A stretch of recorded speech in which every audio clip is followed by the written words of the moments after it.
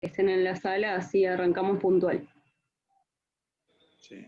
Somos como la Fórmula 1, Pablo, nosotros. Buenísimo.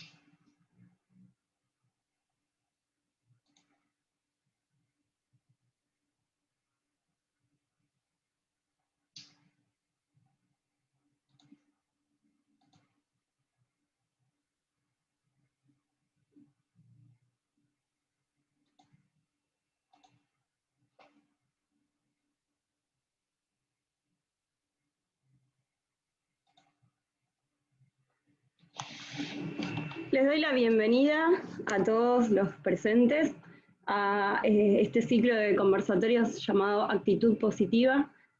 Hoy tenemos un conversatorio titulado Transformación de conflictos, planificación participativa y gestión asociada.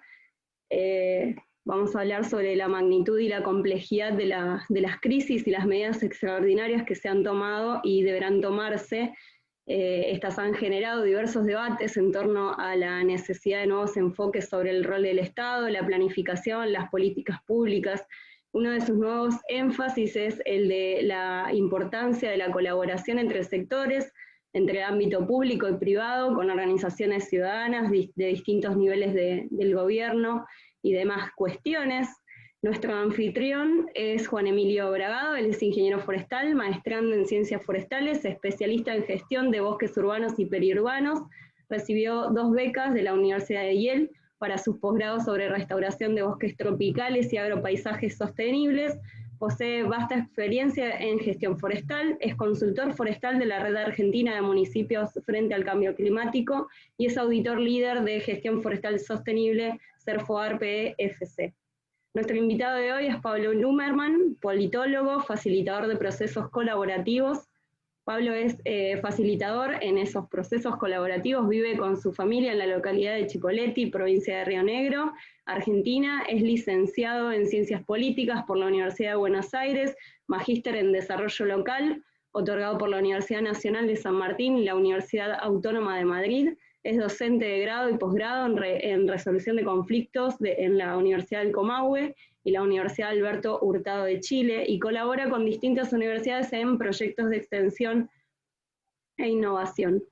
Pablo integra distintos equipos de expertos en transformación de conflictos de organismos internacionales, como el Programa Naciones Unidas para el Desarrollo, el Mecanismo de Investigación y Consulta del Banco Interamericano de Desarrollo, el Mecanismo de Reclamación del Fondo Global del Clima y organizaciones no gubernamentales, entre ellas WWF.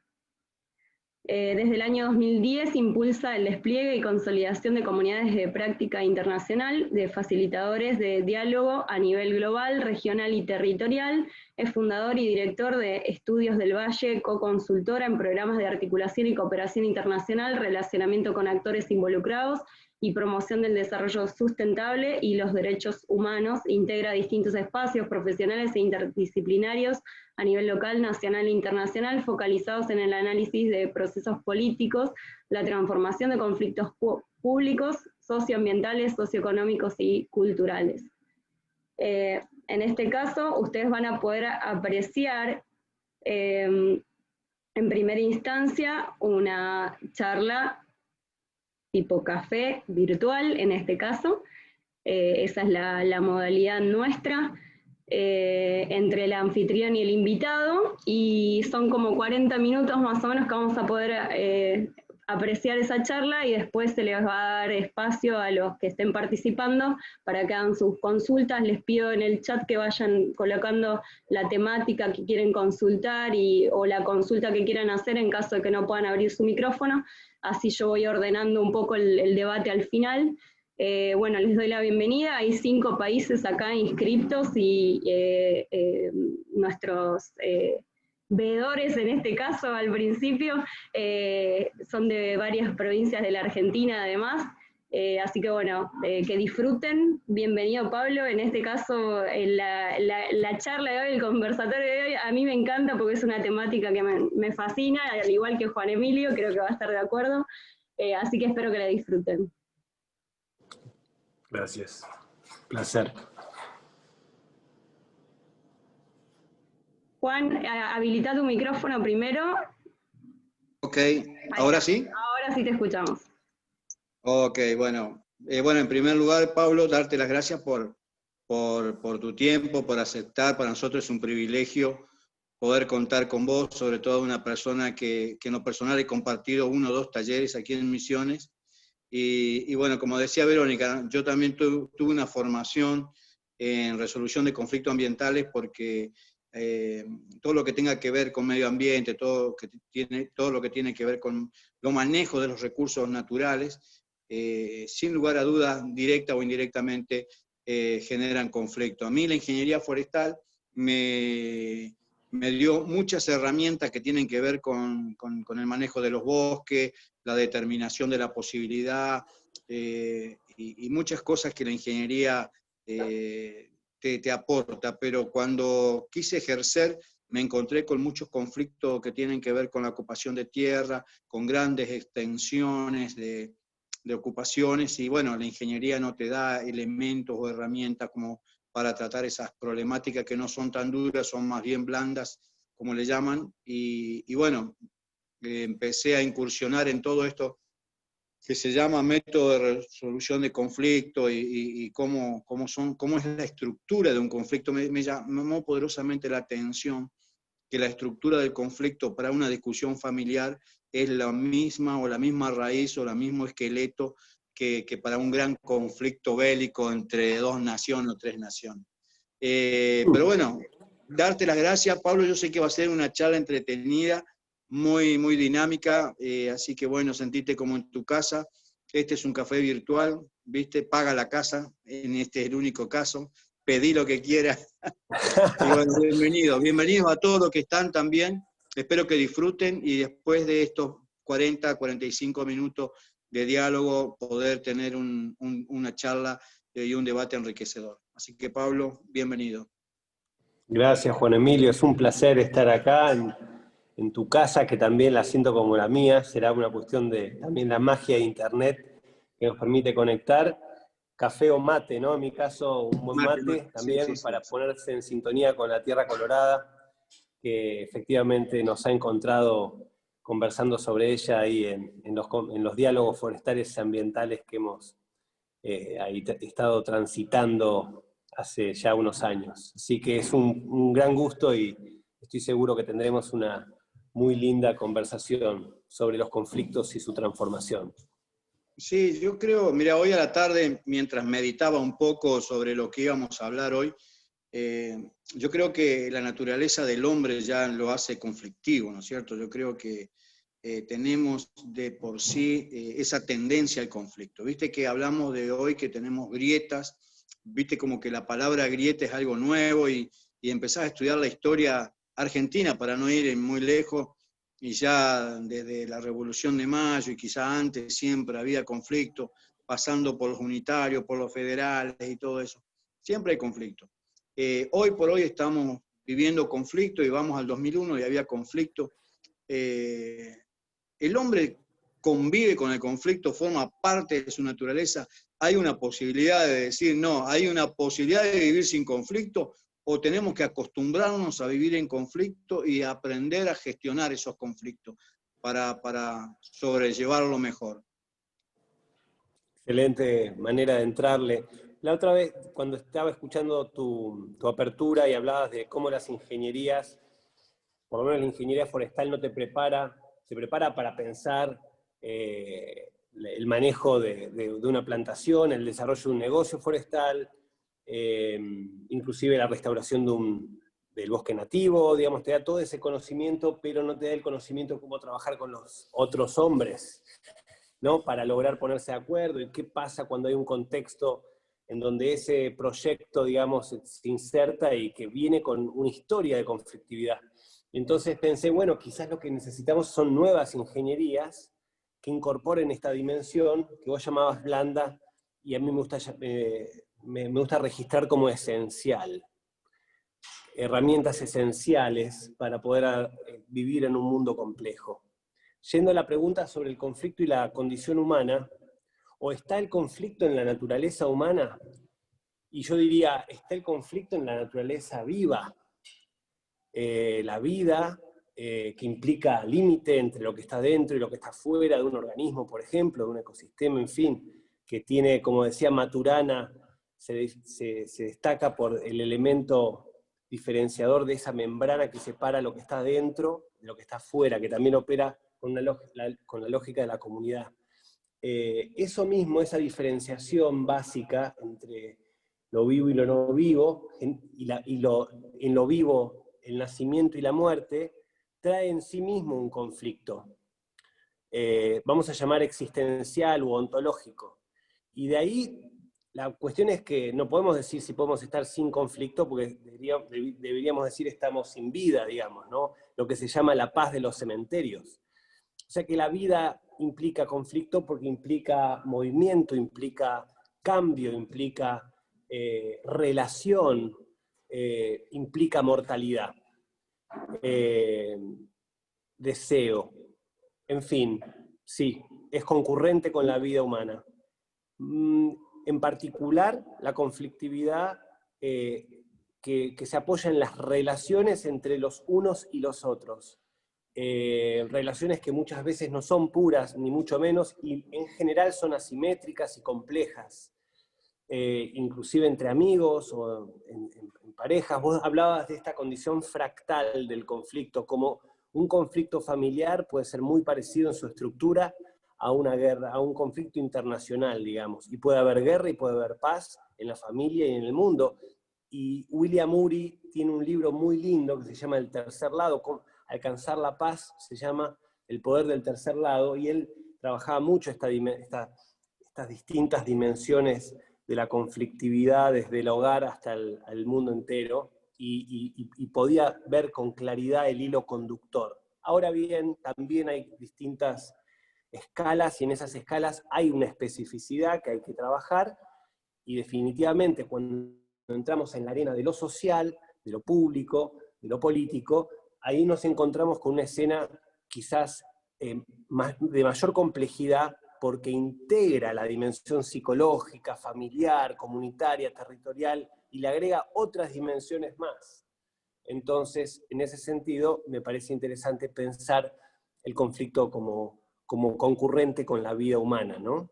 Y cómo lo transformamos, o cómo lo abordamos, si lo hacemos escalar hacia lógicas destructivas y violentas, o lo llevamos hacia un tratamiento dialógico y colaborativo. Bueno, eso depende fundamentalmente también de los seres humanos y su capacidad para entender el conflicto y vivir con él. Sí, sin lugar a dudas, cuando abordamos un conflicto tenemos como no muchas formas de resolverlo, ¿no? Si lo podemos hacer por derecho, por poder o por intereses.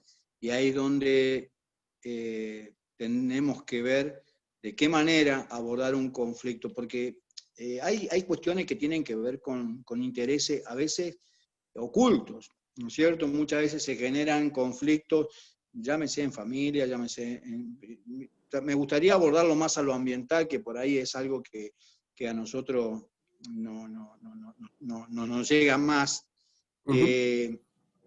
Por ejemplo, fíjate, acá en Misiones puntualmente tenemos un tema en un debate potencial, por ejemplo, el tema de las represas o el tema de las papeleras, como vos bien conocés la historia en Gualeguaychú y todos esos conflictos que se generan. En Neuquén creo que está ahora con el tema del petróleo, con el fracking y todo eso. Es como que, ¿quién tiene la verdad? O sea, ¿cómo abordás un conflicto de intereses, por llamarlo de alguna manera, cuando la verdad por ahí a veces o está oculta, o muchas fracciones no quieren aceptar una verdad? O sea, el conflicto no solamente necesita o demanda de una resolución, de un abordaje, sino también de mucho conocimiento, de mucha educación, o sea, para poder llegar a acuerdos, ¿no es cierto? Porque en definitiva necesitamos acuerdos, consensos, sobre todo para lograr esa paz social que inclusive forma parte de uno de los pilares del desarrollo sostenible, ¿viste?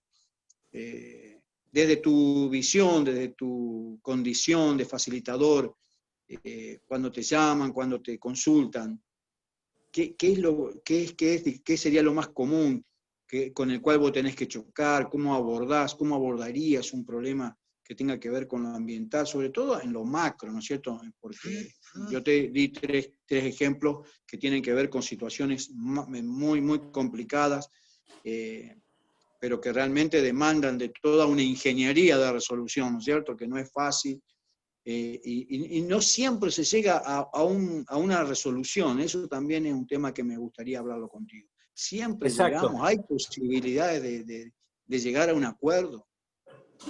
Bueno, sí, definitivamente se pueden generar acuerdos por múltiples lados. El tema es que esos acuerdos sean capaces de transformar el conflicto, porque inclusive pensando en los conflictos de esta naturaleza, macro, digamos, muchas veces lo que no vas a poder poner a todos en unanimidad. Eso sería como inclusive peligroso pretenderlo, ¿no? Porque no solamente es una cuestión de intereses, también es una cuestión de derechos y de poder. Entonces, me parece que lo que sí podemos pensar es la transformación del conflicto. Y la transformación implica modificar no solo la relación entre las partes, sino también el contexto en el cual las partes están conflictuando. Te voy a dar un ejemplo. Vos tenés muchos conflictos por uso de la tierra, ¿verdad? Uso urbano, uso agrícola, uso productivo, uso residencial, conservación, etc. Entonces, si vos no tenés una buena ley de ordenamiento territorial que te defina dónde se hace qué cosa, vas a ver multiplicada ese tipo de conflictividad, mucho más agudizada esa conflictividad. Ahora, esa es la dimensión estructural, la parte del ordenamiento. ¿Hay un ordenamiento, una política legítima en ese sentido, sí o no? Si no, vamos a encontrar muchos más proyectos que se van a topar con resistencias, porque no va a haber un acuerdo previo de cómo se organiza el territorio a escala de paisaje. Ahora, para hacer eso necesitas política pública priorizada, ¿no? Con recursos, ordenada en ese sentido, que es difícil de persuadir. Por eso muchas veces el acumulado de los conflictos puntuales empieza a madurar una idea de que mejor abordarlos no punto a punto, sino con una lógica más general, más sistémica. Pero volviendo a otro elemento que vos estás planteando, como son los proyectos de infraestructura, hay que pensar que muchas veces estos proyectos están diseñados de una manera que no contemplan las necesidades, intereses y derechos de las comunidades y otros afectados. Entonces su diseño mismo es conflictivo. La política de inversión del inversor es conflictiva. Entonces, ¿por qué? Porque es excluyente, porque no los contempla, porque no hay licencia previa, porque no hay consulta, porque no hay diálogo temprano, porque no se diseña el proyecto en función también de lo que las comunidades tienen para decir y para defender. ¿Por qué? Porque se supone que son buenos para la comunidad.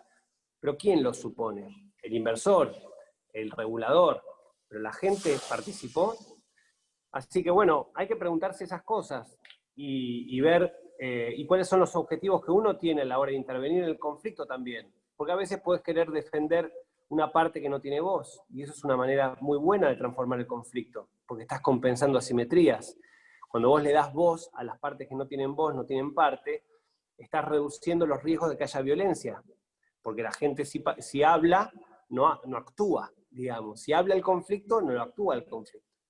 Así que creo que en ese sentido es importante considerar distintos roles que se pueden digamos, hacer jugar para poder transformar los conflictos, defender o trabajar con las partes más vulnerables, en particular, como también en las partes quizás más poderosas, las que tienen las decisiones, digamos, a ser tomadas, que muchas veces digamos, refuerzan la idea de que va porque va, el proyecto va porque va porque tiene que ir, ¿no? Y no está, muchas veces los que promueven los proyectos no tienen predisposición a reflexionar sobre su diseño. En fin, vamos con distintos elementos, tanto la política que fomenta estas inversiones o estos proyectos, como los privados, están todos en un punto comprometidos con un modo de diseñar estos proyectos que muchas veces son excluyentes. Quiero enfatizar en ese punto. Escúchame, Pablo, siguiendo tu línea de análisis, es importante la identificación de los actores involucrados en un conflicto. Y cuando hablamos de actores, nosotros tenemos, no sé si es el término ponderar al actor, porque puede haber actores directos, actores indirectos, pero es la importancia, yo creo que mucho del rol que te toca a vos es identificar a los actores que forman parte de un conflicto. No sé si me explico en cuanto al concepto. Perfectamente. El mapeo de actores. Eso es clave. Eso es clave para hacer desde el principio el diseño de cualquier proyecto de infraestructura, económico, productivo. ¿Quiénes son los actores que van a estar afectados? ¿Quiénes son los actores interesados, potencialmente interesados en el negocio o en el proyecto y afectados por él? Hay gente que no quiere saber eso. Hay modos de operar que prefieren no saber, porque si lo saben, entonces tienen que actuar en consecuencia. Lo ideal es hacerlo, porque es de esa manera diseñas un proyecto inteligente, territorialmente inteligente. Yendo a las intervenciones preventivas, en la medida en que vos tenés inversores, gobiernos y proyectos, digamos, empresariales, comunidades y actores sociales informados y participando en diálogos tempranos, probablemente los proyectos se diseñen de una manera mucho más inclusiva y tengan mayor capacidad de generar respaldo social, institucional y público. Seguro. Con ese mapeo de actores al principio, seguro.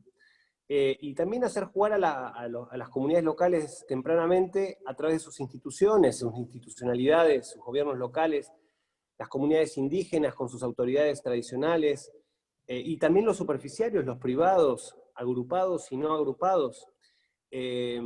Muy importante saber quiénes están en el territorio, tener una oreja cercana al territorio desde el principio, y obviamente desde el otro lugar, desde el lado de las comunidades, hacer el ejercicio en la medida de lo posible, construir planes de vida, en donde se puedan identificar esos proyectos que se necesitan, digamos, radicar en las comunidades para poder potenciar esos planes de vida, o por lo menos tener capacidad de mostrarle al Estado que hay un plan de vida a nivel comunitario que si se quiere hacer un proyecto debería respetar o incluir. De esa forma tenemos una estrategia de prevención, si se quiere, y se generan buenos alerta procesos. temprana. Para tener una mejor alerta temprana, justamente a lo largo del proyecto o de las políticas, se tienen que generar mecanismos de quejas. A lo largo de estos proyectos se generan múltiples espacios de valor, digamos, positivo, pero también de afectación a derechos.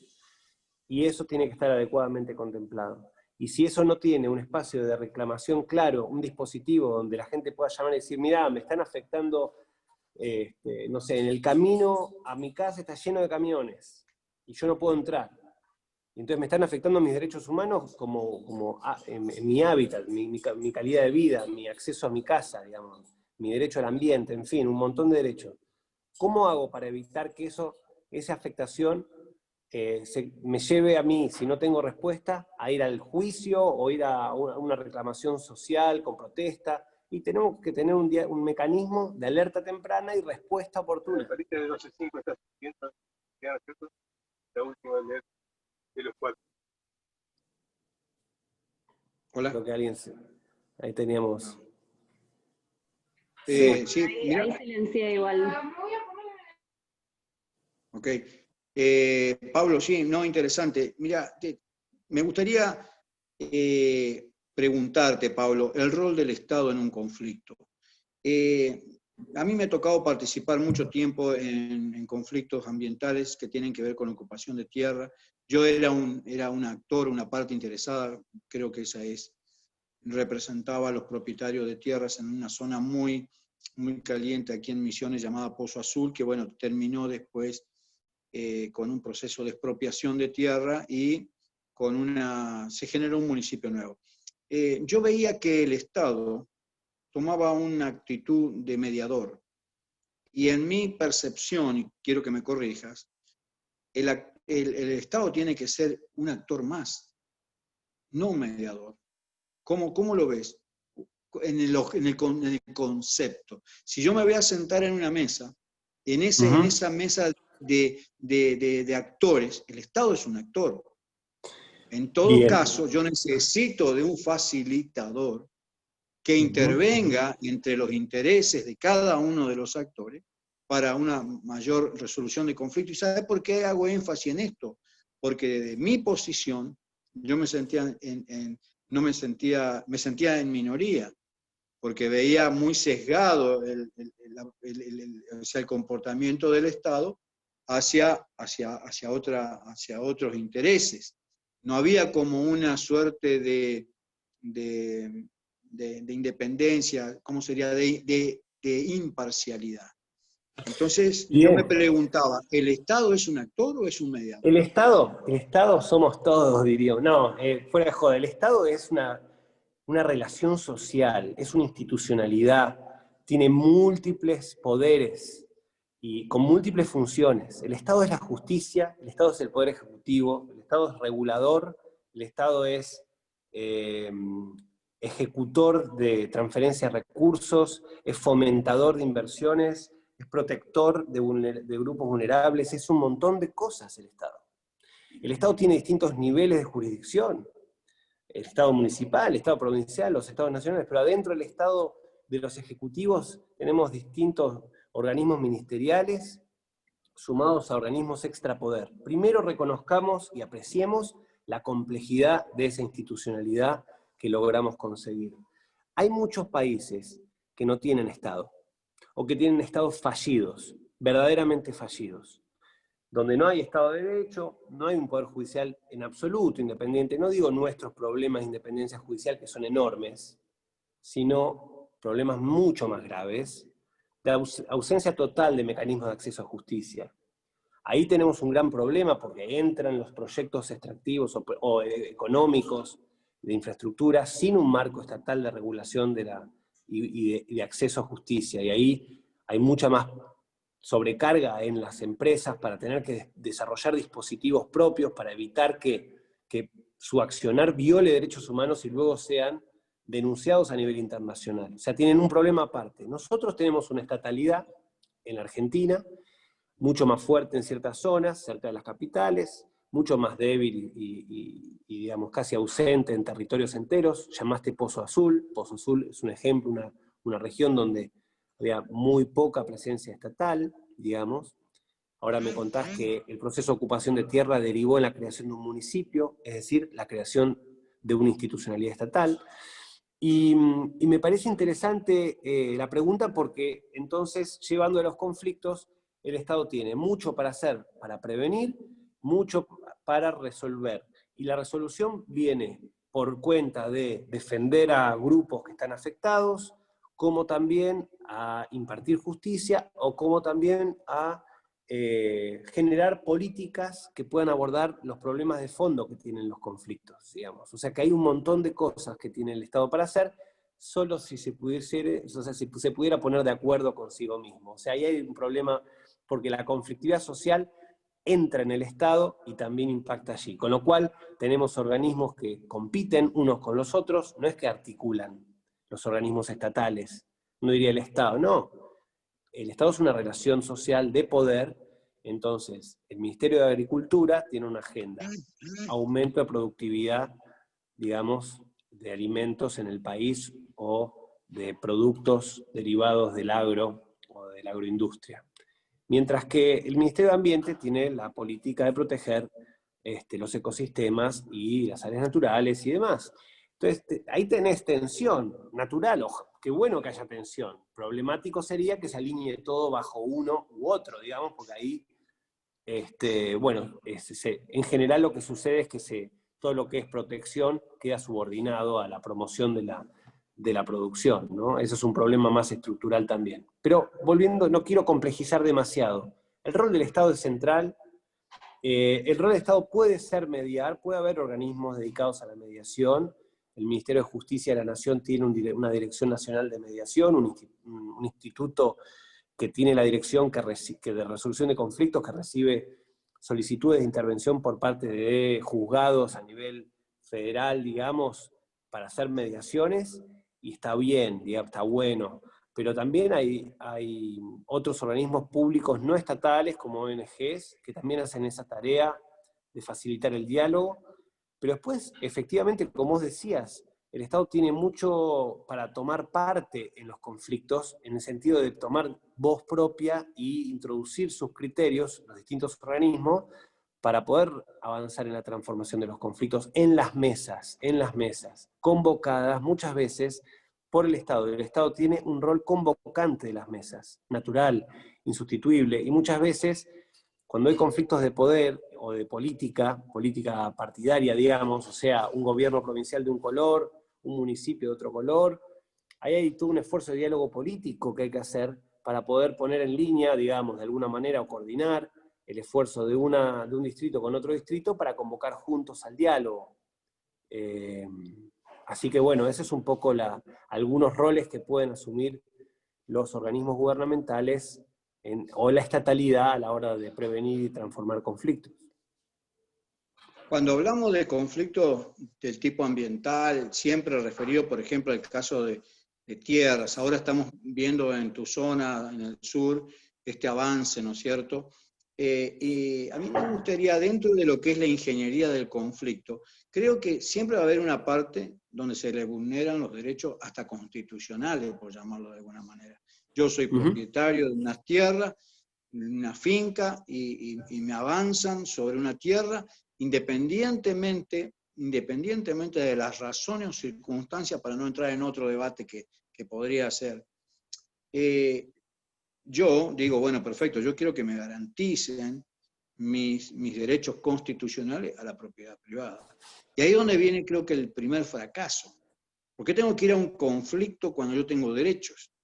¿Por qué tengo que ir a pasar a un método de resolución de un conflicto, primero cuando yo no lo genero, me lo generan, y yo quiero que el Estado tome parte a favor mío, entre comillas, quiero que me entiendan en esto, no es que estoy haciendo una defensa de nada, estoy haciendo una lectura de un conflicto para decir, bueno, resulta ser de que me tengo que embromar porque no hay gente. ¿Dónde está el límite? ¿Dónde está el límite para decir, no, esto es un estallido social, era imposible sostener? Porque también convengamos que del otro lado también hay intereses, hay cuestiones políticas, hay cuestiones de distintos, que te digo, lo que nosotros hemos vivido, te das cuenta de que hay como un doble discurso inclusive. Y entonces, ¿cómo consensuar por una cuestión de justicia? ¿Me entendés? Una cuestión cuando hablo de justicia, hablo de equidad, ¿me entendés? Hablo de varias cuestiones que vos decís, bueno, si tenemos inseguridad jurídica, corremos muchos riesgos para un país que pretende que vengan inversiones, que vengan a desarrollarse. ¿Cómo encaramos una situación como esta? Para tomar un ejemplo, ¿no? Como en lo que está pasando, sin tomar partido, para no generar... No, me parece Si querés tomar partido, no hay problema también. No, sí, de hecho, a ver, yo soy argentino, vos sos argentino, somos ciudadanos, votamos, tenemos nuestras preferencias y hablamos desde ahí. O sea, uno puede justamente utilizar el marco de análisis, digamos, conflictológico para poder generar una distancia saludable de lo que uno cree como bueno y para poder entender un poco cómo viene lo real. Entonces, la Argentina tiene 200 años de vida, digamos, institucional, y la conflictividad por la tierra y por la ocupación del territorio, tierra y territorio, siempre ha sido motivo de lucha y desde el principio. Entonces, esa lucha, esa conflictividad fue transformándose justamente en la macrohistoria de vías absolutamente violentas, guerreras, digamos, de conflicto armado, grupos armados, no solo disputando poder, sino territorio. La conquista del territorio nacional por el Estado Nacional, a través de procesos armados, por ejemplo, no sé, la conquista del desierto, ¿sí? Ahora, se construye una estatalidad, da derechos, da un marco constitucional, da un límite normativo en la Constitución. La Constitución reconoce derechos, le reconoce derechos al privado, le reconoce derechos a las comunidades indígenas, obviamente le da mucho derecho al Estado para hacer valer el interés público, le da derechos a los inversores y a los ciudadanos que llegan, y en fin, a todos les da derechos y obligaciones y le da marco constitucional. Pero reconociendo que hay conflictos en esos derechos y que en todo caso hay organismos, la estatalidad que habíamos hablado antes, para poder atender esa conflictividad.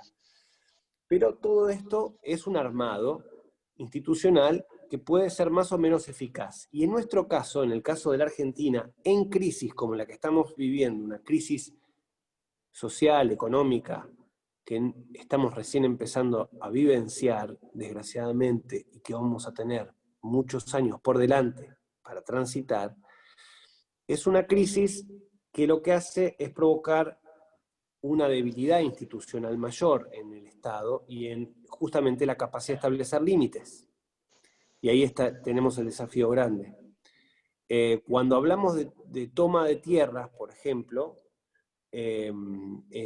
vos te acordarás que Pozo Azul, o en las 2.000 hectáreas en Puerto Iguazú, estoy hablando de casos de toma de tierras masivas en Misiones, una rural y otra en zona urbana, son ejemplos de cómo en los contextos de crisis, una de las maneras que tienen los sectores populares para generar ingresos complementarios o para satisfacer necesidades es avanzar con un mercado de tierras que obviamente hay de todo, hay legitimidad en la necesidad del hábitat como derecho humano, como también hay oportunismos, ¿no?, propios de un contexto de crisis y donde se filtra también la política, hay un montón de intereses, o sea, hay una complejidad macro. Entonces, desde la perspectiva del privado ocupado, se agarra la cabeza y dice, ¿por qué yo? Digamos, ¿por qué a mí? Si yo hago lo que corresponde, digamos, ¿qué culpa tengo yo de que vivir en la Argentina? Bueno, ese es el contexto en el que estamos, que nos afecta, digamos. No podemos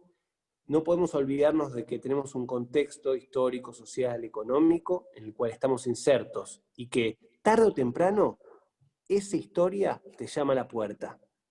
Entonces, como particular, privado, tenés una estrategia proactiva, preventiva, consciente que estás en la Argentina, de relacionamiento con el entorno, o tratás de replegarte, levantás los muros, y bueno, esa es otra estrategia también. Pero volviendo desde la perspectiva constitucional, acá tenemos conflicto de derechos. Derecho a la propiedad privada, derecho humano a la tierra, al hábitat, a la vivienda, a la seguridad alimentaria. O sea, se juegan conflictos de derechos y obviamente que hay una manera de resolver los conflictos de derechos o abordarlos, que es por la justicia, es lenta, es tarda. En fin, debería modernizarse mucho, podemos hablar de eso, pero hay mucho que hacer en la política pública, y ahí es donde tenemos desafíos grandes. ¿Me escuchás? Sí. Sí, no, justo había silenciado el micrófono. Pablo, sí, interesante. Vos sabés que, no obstante, no deja de ser preocupante también, porque es como que tenemos que estar, digamos, todo entre pinzas, ¿no?, ante estos estallidos. Mira, yo tengo una teoría, ¿no es cierto?, sobre todo en Misiones, que tiene más del 50% de bosque nativo, con procesos de ocupación. Y yo dentro de mi teoría les digo, bueno, los procesos de ocupación en Misiones no son lineales, sino que son estacionarios. ¿Qué quiero decir con esto? Que pasó lo de Pozo Azul, pero antes había pasado lo de Colonia Alicia, Colonia Aurora, en propiedades más en la zona del río Uruguay. Las familias se establecieron, crecieron sus chicos, y porque en la década del 90, fines del 90, principios del 2000, vino como un estallido, realmente fue un estallido terrible. ¿Te acordás? Una crisis, y yo creo que en un día se te metían 80 familias, y era imposible sostener, era contener. Entonces, perfecto, se estableció una suerte de acuerdo que no deja contento a todas las partes, ¿cierto? En esto también tenemos que ser realistas, que muchas veces la resolución del conflicto no deja, uno apunta a que la resolución sea lo más amigable para todos, pero no se logra. ¿Y qué pasa? Yo temo a un estallido dentro de poco tiempo, 2 o 3 años, porque esas familias establecidas hace 20 años, ahora tienen sus hijos, y si no encontramos una resolución o digamos una salida laboral, porque yo tengo digamos, la percepción de que los colonos a veces en esa tierra lo son por necesidad, no por cultura, por falta de alternativa de trabajo. Entonces, bueno, me voy y planto el maíz, planto el poroto, avanzo. Entonces, es como que, hablando de lo que comentabas al principio, de la necesidad de prever esos conflictos potenciales. Si nosotros creemos que solucionamos el conflicto, estamos en un error gravísimo, porque existe ese conflicto potencial a que esos jóvenes, ante falta de oportunidades de trabajo y ante escasez de tierra, digan, bueno, sigamos avanzando. Exacto, como han hecho nuestros padres y nuestros abuelos, más que si forma parte de una cultura histórica de ocupación de la tierra. Así es como se construyó Misiones, en definitiva, colonizando. Colonizaciones formales o colonizaciones informales. El Estado Nacional decidiendo colonia entrecito, vamos para allá, hay que armar frontera, gobernar es poblar, y la misma gente decidiéndolo también, vivir es poblar, digamos, ¿no? Y haciéndolo ilegalmente y afectando derechos. Con lo cual, efectivamente hay una cultura ahí histórica. Yo te diría que la clave acá, para poder anticipar, para poder planificar, justamente tiene que ver con esto. ¿Cuál es el fondo? El episodio es la ocupación. Los jóvenes, las familias jóvenes, entrando en zonas que están semi-abandonadas o que no tienen demasiado uso, pero son privadas, o públicas, pero tienen propietario, y bueno, y se instalan ahí, de hecho, y buscan legitimarse. Dentro de eso hay oportunismos, hay inmobiliaria pobre, hay intereses, digamos, y se organizan más o menos legítimos, más o menos legales, ahí están. Eso es indiscutible. Ahora, el epicentro de ese episodio es esta historia que vos contabas, Juan Emilio, la historia de padres, hijos, nietos, reproduciendo la misma lógica de ocupación de la tierra, digamos, y construyendo la... ¿Queremos cambiar esto? Necesitamos cambiar la política. Entonces, si el Estado quiere hacer lo que hoy por hoy hace la gente, tiene que empezar a producir suelo urbano y suelo rural atractivo, para que la gente vaya por la legal. Ahora, si el Estado no... O sea, el Estado como entelequia, pero en concreto los gobiernos provinciales, los municipios, no producen suelo rural y suelo urbano atractivo para de alguna manera estimular los procesos de poblamiento y de hábitat de forma ordenada, la vida se abre camino, y la vida social también. O sea que no podés contener. O sea, es pensamiento mágico, sino pensar que la gente, van a estar los chicos en la casa de los papás teniendo hijos, ¿hasta cuándo? ¿No? O sea, es imposible pensar que eso va a ser sostenible, ¿no? Sería como una ingenuidad. Sin embargo, es esta la realidad que tiene muchos de los países de América Latina, digamos, ¿no? Una realidad donde es el pueblo el que construye el hábitat y no el Estado. Fíjate qué interesante, Pablo, lo que vos comentás. Tierras improductivas mencionaste, y hay un problema cultural que en Misiones el bosque nativo es considerado improductivo. Por eso los procesos de ocupación se dan sobre bosque nativo y no sobre bosques de cultivo, sobre hierbas, sobre pasturas, sobre tezales. El proceso es sobre bosque nativo. Y ahí donde tenemos que cambiar ese paradigma, porque el bosque nativo no es productor de madera, y así como otro cultivo, tiene un recurso que genera bienes y servicios, sobre todo hoy más demandado como son los servicios ecosistémicos, pero que culturalmente no son valorados. ¿Por qué? Porque es cierto lo que vos decís. ¿Por qué se ocupa el bosque nativo? No, nadie está ocupando. Y no es que no está ocupando. Ese bosque está produciendo, está generando cosas, pero culturalmente no. Aún en la tasación de un inmueble, si el bosque nativo no tiene madera, no vale nada. Si el bosque está categorizado en una zona donde donde no puede haber cambio de uso del suelo, no vale nada. Entonces ahí es donde viene ese proceso de ocupación ilegal, porque no vale nada, pero en realidad en lo ambiental vale muchísimo, tiene un valor potencial y actual muy grande, y que ahí también hay un conflicto en cuanto a decir, bueno, ¿cómo protegemos esos bosques para que esos procesos no avancen? Y vos hablaste de algo interesante, que es el tema de tener definido el ordenamiento territorial para decir, bueno, estos son los límites del crecimiento en cuanto a la agricultura, en cuanto a la ganadería o en cuanto a los procesos productivos secundarios. Y el resto lo tenemos que conservar. Y ahí viene otro concepto que creo que podemos hablar un poco antes de dar pie al debate, el concepto de gobernanza. Es algo que se viene acuñando desde hace no mucho tiempo, donde involucra a la sociedad para formar parte de las decisiones y en cuanto a la cogestión de los recursos naturales. ¿Me entendés? Y me parece que es una nueva manera de gobernar, ¿cierto? Que ya no sea tan vertical, bajándote línea, sino que haya un empoderamiento.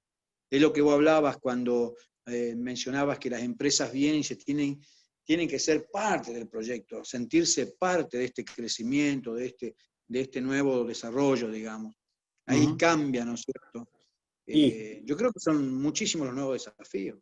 Sí, muy bueno esto que decís, para pensar el bosque nativo como ese espacio digamos, que no está valorado social y económicamente, y por lo tanto es donde la gente elige ir en este caso desde abajo, digamos, a ocupar.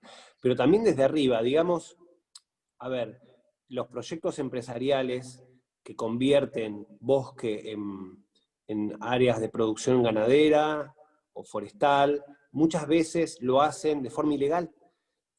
También produciendo quemas que inclusive hoy por hoy explican, en parte explican la situación de incendios que estamos viviendo en toda la región. O sea, tenés la ciudad o la sociedad que desde abajo crece y al no tener satisfacción de las necesidades de inclusión, digamos, provenientes del Estado, hacen su propio camino y van a los lugares que social y económicamente están menos valorados, en este caso misionero, los bosques, cometiendo, digamos, la peor de las situaciones, porque están destruyendo la fuente de su propia vida en un punto, ¿no? Esto es el drama que tenemos como sociedad toda, el hecho de que al no valorar los servicios ambientales que proveen los bosques, estamos condenándonos a perder ese sistema soporte de nuestra propia vida, ¿no? Como sociedad. Es el problema de la insustentabilidad global, ¿no? Pero llevada al plano local. Quiero decir algo más. ¿Cómo se hace para evitar esto? Por un lado, a mí me parece que es súper importante pensar en nuevos modelos de desarrollo regenerativos, donde reconozcamos que venimos degradando los ecosistemas y degradando a la sociedad, en un modelo cultural que valora lo que no hay que valorar y disvalora lo que hay que valorar, digamos, que está como un poco, o sea, hacer una crítica civilizatoria, un poquito, ¿no? Criticar un poquito el modelo, animarnos a eso y ponerlo a discutir en función de otros modelos de negocio, digamos, que sean más inclusivos y que tengan la naturaleza como base. Y de esa forma, por ejemplo, pensar otra manera de construir hábitat rural, hábitat urbano, que permita, por ejemplo, el uso estratégico de la biodiversidad. Entonces, hoy por hoy, hablando de lo forestal, se está hablando de manejo forestal con, digamos, plantaciones, pero con distintas especies. No ya la lógica de una especie, todo eficientito, todo como cortadito, sino ver cómo se combinan las especies en un esquema más mixto, digamos, ¿no? Más agroecológico, si se quiere. Me parece que esos nuevos paradigmas lo que permiten es pensar, es reducir la conflictividad.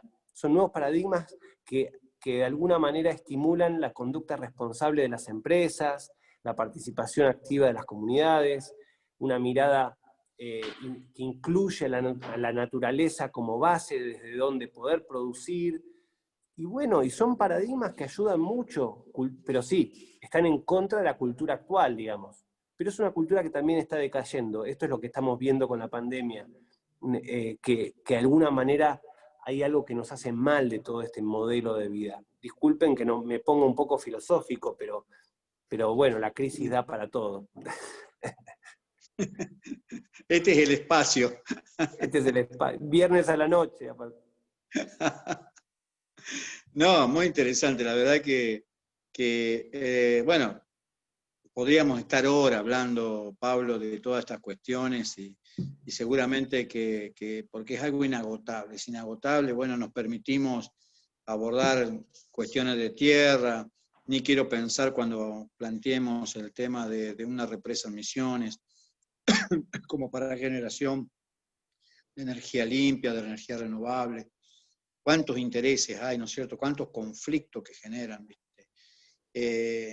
Bueno, muchas veces el conflicto también es parte de frustraciones y bueno, de oponerse por oponerse. Hay muchas cuestiones.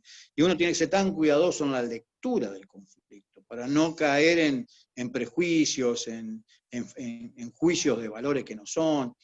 Entonces, bueno, es valorable el trabajo que les toca a ustedes como facilitadores, como mediadores, como componedores, como pacificadores, que es un término que debemos tenerlo más presente, ser más pacificadores, buscar la manera de no tanta confrontación, sino más diálogo, de creer de que se pueden llegar. Yo tengo la filosofía de que se puede llegar a un consenso. Creo que los procesos demandan también de renuncias, de intereses, que a veces la gente no quiere renunciar, ya sea de un lado o del otro. Es todo un proceso que demanda también de romper con el egoísmo, con el individualismo, con muchos aspectos que hacen también a la naturaleza del hombre, ¿cierto? Y que lo tiene arraigado. Así que bueno, Pablo, mirá, me encanta este diálogo, me encantaría que podamos hacer participar a la gente que ha estado, que está presente atentamente, que se involucre, que genere un poco de conflicto también, si estamos hablando de esto. Dale, Así que bienvenido, sí. Verónica, si estás ahí, Estoy. ¿querés? ¿No? Te escuchamos. Bien. Bueno, ahí estuvieron en el chat conversando un poco. Amenamente les digo, no están peleando ni nada, por suerte. Bien, bien, bien. Para arrancar, a mí me gustaría, Pablo, que hagas una distinción cuando hablaban del mapa de actores, de la importancia que tiene en realidad en detectar en los territorios y cuánto eso puede generar, digamos, después problemas en no identificar entre actores y agentes del cambio, ¿no? Aquellas personas que, con actores tenemos muchos, pero agentes hay veces que escasean en el territorio, gente que tenga atributos salientes, digamos, para ese proceso de diálogo y consenso, ¿no? Por ahí, Pablo, si querés hacer alguna distinción en ese sentido, de cómo vos viste en los territorios que escasean esas personas que tengan esos atributos, de la escucha empática, de la resiliencia, de la ductilidad de las personas y cómo es eso, cómo juega en el proceso, si no lo tenés y si lo tenés en el territorio. Bien, yo creo que en general los territorios son territorios de vida y en general la vida social tiende más o menos a tener como su organización y sus voces y sus liderazgos, y depende de la cultura predominante en los lugares. Tenemos liderazgos más personalistas o más pluralistas, más tradicionales, más modernos. En general vamos a ver que los liderazgos jóvenes tienden a ser más abiertos, y más predispuestos a apostar a lo nuevo, mientras que los más tradicionales, o los más,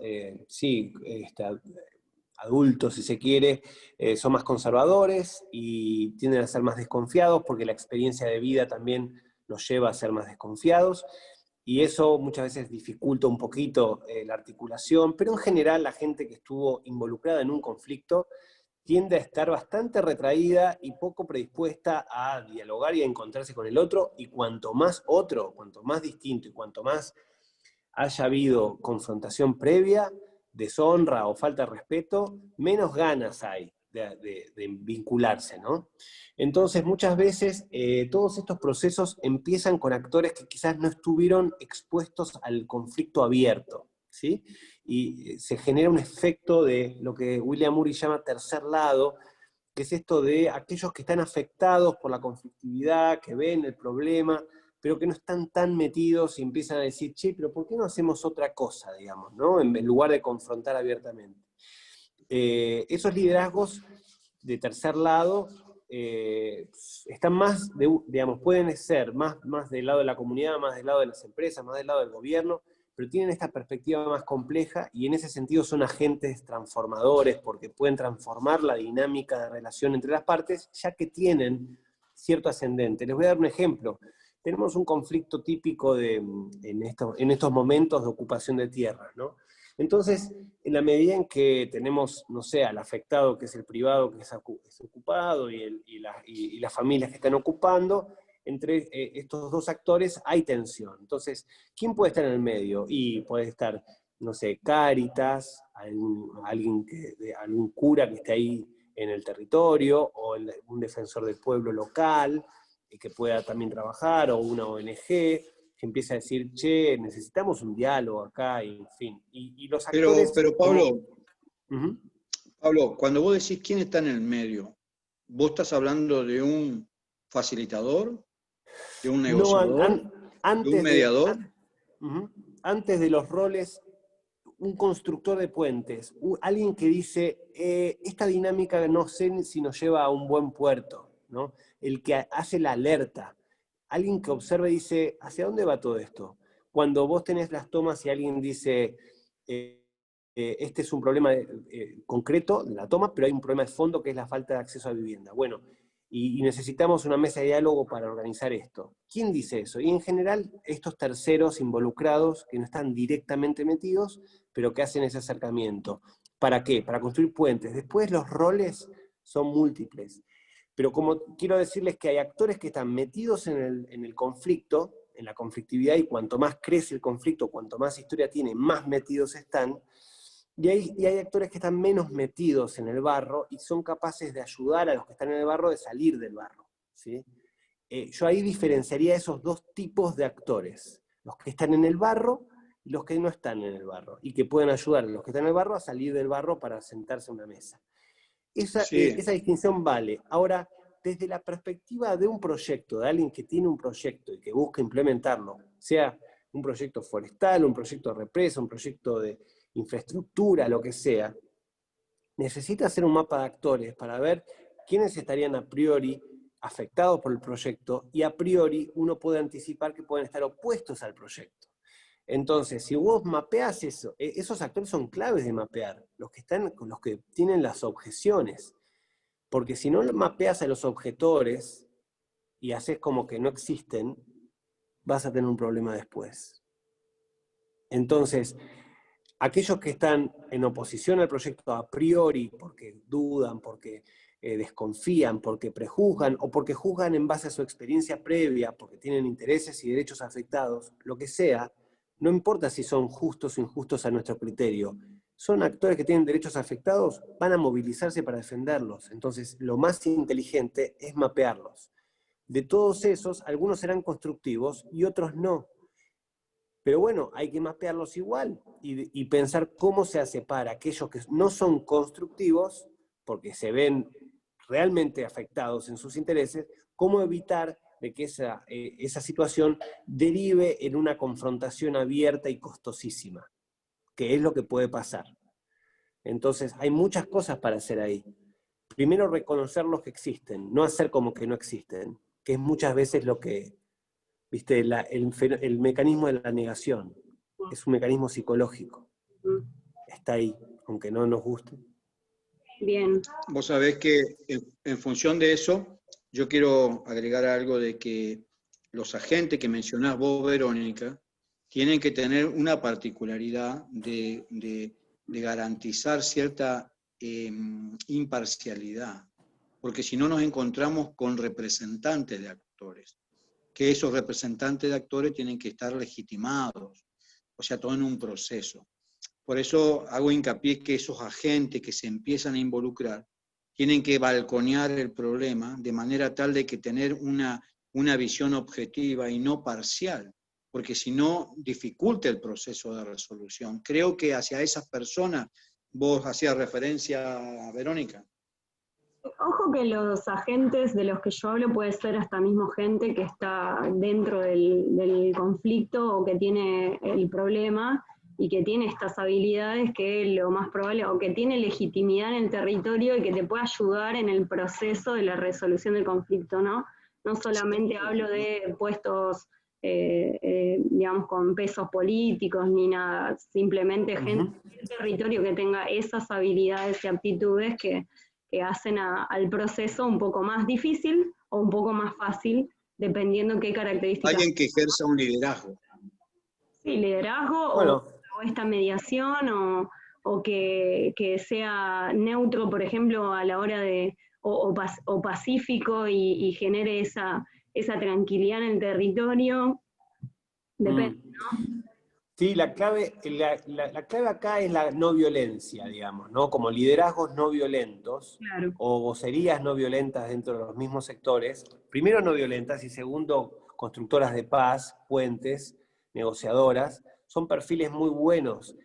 Pero recordemos algo, un amigo mío que me enseñó mucho en negociación, se llama Francisco Incubil, me recordaba una cita, creo que era de José Ingenieros, que decía algo así como, no, era de un poeta español, ya me voy a acordar, que decía algo así como uno es uno en su circunstancia, el hombre es en su circunstancia.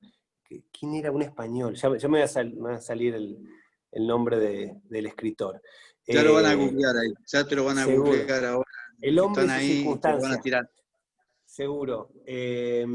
Bueno, la cosa es que yo puedo comportarme como un Ortega y Gasset. Gracias, Mónica. Gracias, Mónica.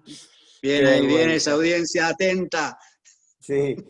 Bueno, Ortega y Gasset decía esto, ¿y qué quería decir? Decía que el contexto define la conducta. Yo en mi casa soy uno, digamos, y con mis hijos, digamos, y mi mujer en la intimidad, y si tengo que hablar en un espacio formal, digamos, de las Naciones Unidas, me manejo de otra manera, con otros términos. Cuando juego con mis amigos al truco, soy una cosa, y cuando negocio la constitución de un fideicomiso, otra. Entonces, estos procesos de diálogo sirven para estimular los aspectos dialógicos de los liderazgos que están en territorio, mientras que otros procesos judiciales o de confrontación mediática y de acción directa estimulan los liderazgos más combativos y más duros. O sea que el proceso también va condicionando a los actores a desplegar un tipo de liderazgo o otro tipo de liderazgo. Entonces, la circunstancia es clave. Si vos podés, les voy a dar un ejemplo muy concreto. Yo tuve la experiencia, y esto nos vamos a meter en un tema, prepárense. Yo estuve trabajando como mediador en un equipo de mediación del Ministerio de Justicia, convocado por el Juzgado Federal de Esquel para trabajar en un conflicto judicializado, penal, pero también cultural e intercultural, que involucraba al LOF en Resistencia Cuyamen, liderado por el lonco Facundo Jones Guala, contra la Trochita, corporación del Estado chubutense. ¿Me siguen hasta ahí? Sí. Listo. Creo que Abril tiene un tema de audios. Sí. Abril, por favor, si podés desconectar tu micrófono. Ya, si querés hablar, escribime en el chat, así ordenamos la charla, ¿sí? La cosa es que en esta experiencia, el nivel de combatividad que tenía el LOFA en Resistencia a Cuyamen era alto, y no querían dialogar con nadie, en principio, y fue todo un trabajo armar la mediación. Y la mediación misma, y el juez convocando y demás, generó condiciones para que toda la comunidad, inclusive Facundo Jonesguala, en ese momento, pudiera participar y dialogar. Muy difícil igual, porque también del otro lado teníamos funcionarios gubernamentales que tampoco tenían muchas ganas. En definitiva, las relaciones estaban muy tensionadas. Sin embargo, el proceso convocado por el juzgado y facilitado por la Dirección Nacional de Mediación permitió un espacio constructivo de intercambio y de diálogo y de construcción de acuerdos. Desgraciadamente, ese proceso de diálogo y sus acuerdos no fueron ratificados ni por el gobernador en ese momento, ni por el gobierno nacional, y esto derivó en que el conflicto no pudo resolverse, los actores se polarizaron y se genera la situación que luego conocimos en el 2017 de acción de la gendarmería en desalojo, la muerte en situaciones de violencia, digamos, de Santiago Maldonado, y con todo el proceso de movilización posterior. Luego la ocupación del Mascardi, conectado con este proceso, sí, muy similar, también de otra comunidad mapuche, mucho más polarizada, mucho más dura, y bueno, y una situación actual complicada. Quiero introducir esta conflictividad que nos trasciende, digamos, a los clásicos, porque incorpora la dimensión del pueblo indígena, que es otra cosa, que complejiza aún más, ¿no? Porque pone en conflicto a la propia estatalidad argentina. Por suerte tenemos una constitución, nos da herramientas, pero todavía los estados y los actores sociales indígenas no están todavía en esas condiciones. Lo que quiero sintetizar con esto es, el proceso ayuda a que los liderazgos puedan ser más constructivos o más destructivos, depende de lo que propongas como reglas de juego. Una cosa es el truco, otra cosa es la casita robada, otra cosa es el chancho. Bien, buenísimo. Había una pregunta de Silvia Font, que no sé si puede abrir su micrófono y hacerla personalmente, tiene que ver con los ODS y la aplicabilidad que tiene en este tipo de procesos. Ahí está Silvia. Hola, Silvana, ¿qué tal? Silvana, perdón, Silvana. Sí, no, me quedó de antes cuando hablaban de por ahí estos marcos que ayudan a bajar ciertas conflictividades que por ahí se está generando esto, ¿no? De todos estar mirando estos objetivos internacionales que muchas veces para los proyectos ya contar con estos objetivos hace que todo el mundo esté más o menos encaminado en lo que estos objetivos quieren cumplir, a ver si ayuda o no. Totalmente, totalmente. Los ODS nos da una agenda de 2020-2030. Es una agenda internacional promovida por las Naciones Unidas, donde casi todos los países del mundo han adherido. Adhieren también distintos sectores de la economía global, actores, digamos, desde multinacionales, todas sus cadenas de suministro. Las ONG son principales activistas de estos objetivos. O sea que definitivamente forman parte de un consenso simbólico global sobre hacia dónde queremos ir como planeta. Y son ideales reguladores que sirven para ordenar el diálogo porque construyen un lenguaje en común. Y eso ayuda un montón para entenderse y para pensar juntos el futuro, digamos, o imaginar juntos el futuro. Claro. Te quiero complementar no, algo más. está bueno porque son estas cosas de bajadas internacionales que uno nunca sabe realmente cuánto es factible llevarla a territorio, ¿no? Eso, Bueno, nada. depende, ahí se traduce justamente, son marcos reguladores generales o ideales reguladores, líneas, metas muy generales, solamente en la medida en que lo podamos traducir a cómo se ve esto en el territorio determinado es donde realmente adquieren entidad propia, en la medida que, digamos, ayudan a que los actores en territorio puedan ponerse de acuerdo en, bueno, ODS 16 acá significa esto, ODS 16 en el LOF, en el Cuyamen, en el norte chubutense, y en la comarca andina, ODS 16 significa construcción de paz territorial entre sociedades criollas y comunidades mapuche, por ejemplo, concretamente. ODS 16, paz y justicia y diálogo. Y después está, no sé, en el mar, los costeros, y tenés un ODS, que no me acuerdo el número, que es mares saludables y productivos, y qué sé yo. Bueno, ahí tenés una línea que nos permite trabajar con pescadores, no sé, una experiencia que tuve la otra trabajando con Vida Silvestre Argentina, de facilitar un diálogo entre pesqueros del variado costero, que son los típicos barcos amarillos que se ven en Mar del Plata y que llegan hasta bastante al sur de la provincia de Buenos Aires, pero tienen su área de influencia ahí a 50, digamos, en la costa, ¿no? Pescan en la costa, no se meten muy adentro, y tienen técnicas de pesca problemáticas, ¿no? Y el modelo general de la pesca es problemático desde el punto de vista de la sustentabilidad y demás, y aplicar el ODS marino, digamos, para este caso, ayuda a que ellos se pongan de acuerdo con las ONGs conservacionistas y con el INIDEP, que es el INTA de ellos, y con los reguladores de la provincia y demás, y se ponen de acuerdo con una estrategia de pesca sustentable del variado costero. Genial. Ayuda. Cada uno tiene sus intereses, pero el marco de ODS ayuda. Quiero aprovechar esto para darles otro instrumento que es muy útil para poder justamente generar estos acuerdos de lenguaje entre sectores de públicos estatales, de privados y comunidades y ONGs, que son los principios rectores de empresas y derechos humanos, de Naciones Unidas también. Ahora hace poquito, esta misma semana se hizo el foro regional de empresas y derechos humanos, y en noviembre se va a hacer el global, virtual, así que todos podemos participar. Es un espacio interesante porque presenta un estándar, ¿sí? Los principios rectores de empresas y derechos humanos, que son un estándar que sirve justamente para compatibilizar los proyectos de desarrollo, de infraestructura, con los derechos de trabajadores, comunidades, ambiente, ¿sí? Incorpora el enfoque de derechos. Para mí es la evolución natural del Pacto Global y la RCE, ¿sí? Pero le da mayor seriedad, más compromiso, involucra a los abogados corporativos, entre otros. Así que es interesante como instrumento.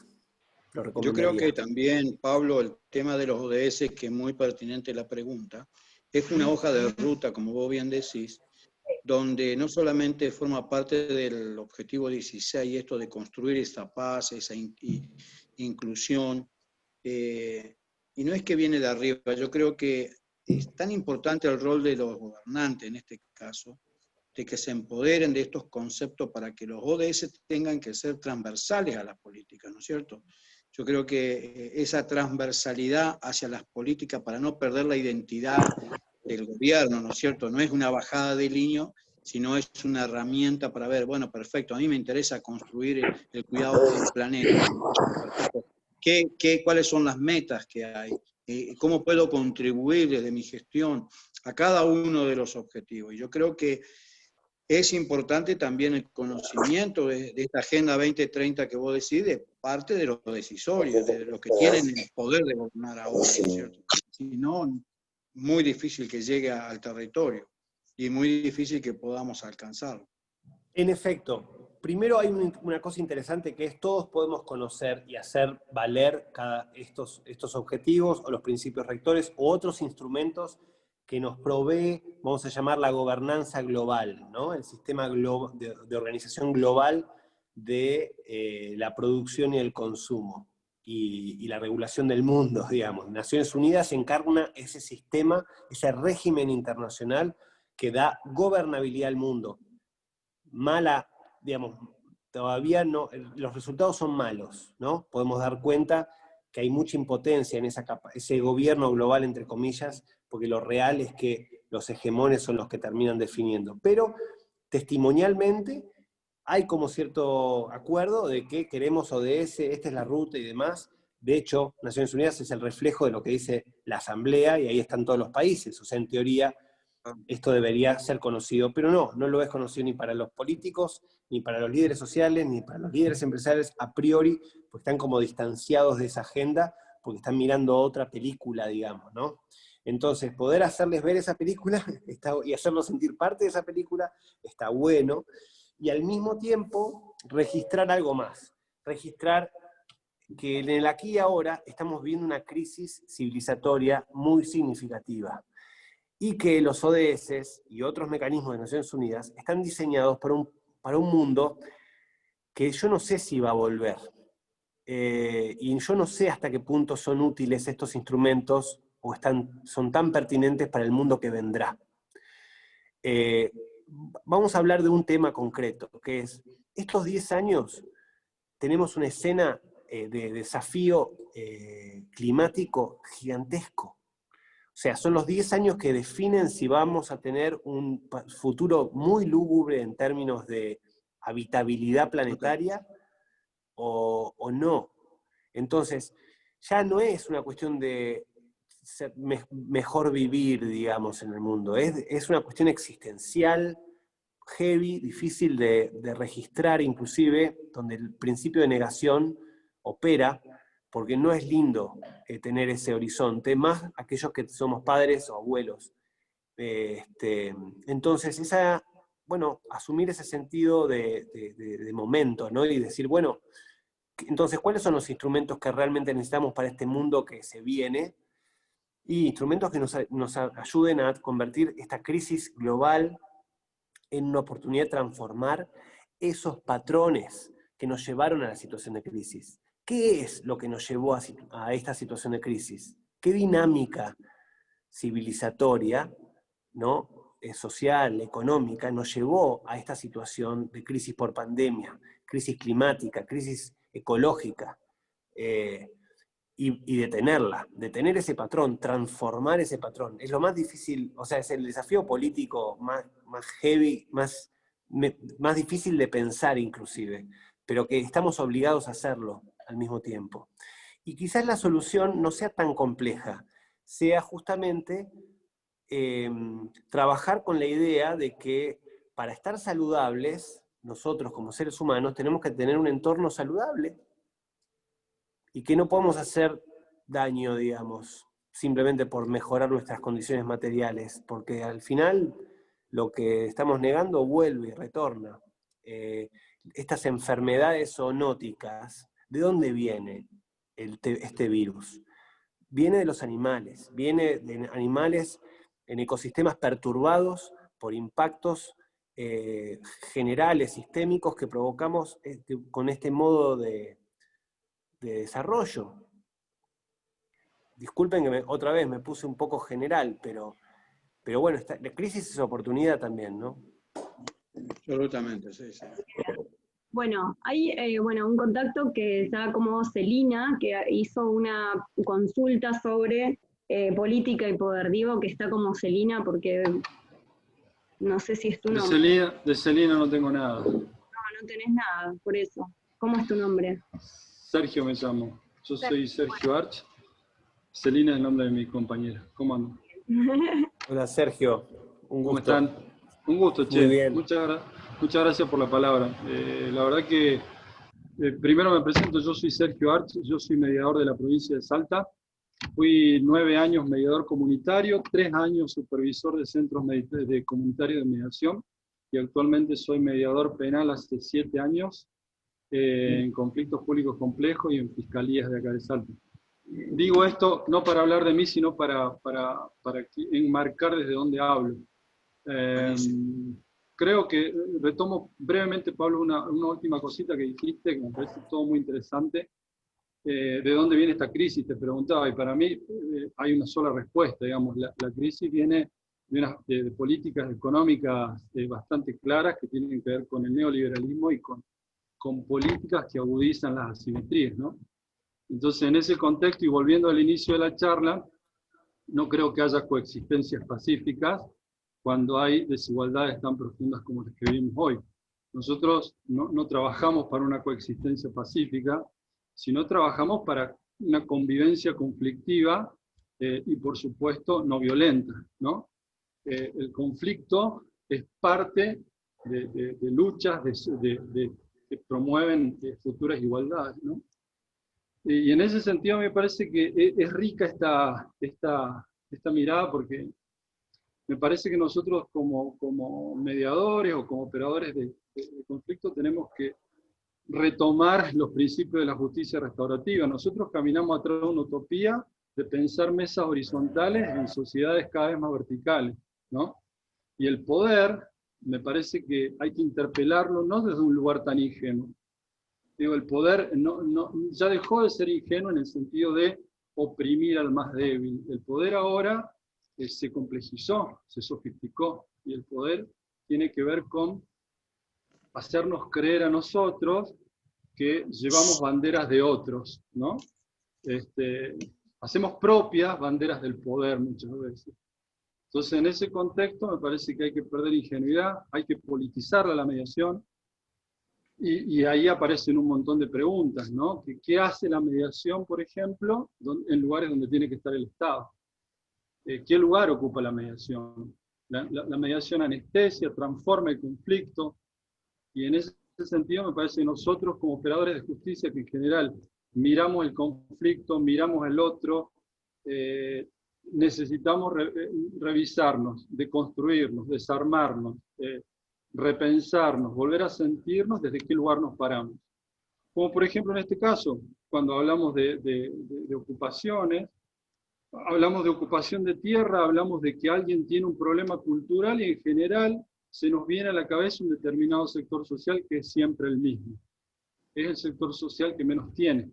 Entonces, me parece que es obligatorio y es nuestra responsabilidad pensar la mediación en los conflictos en clave política. Interesante tu aporte. Sí. Muy interesante. Coincido con pensar la conflictividad desde una perspectiva política, tal cual.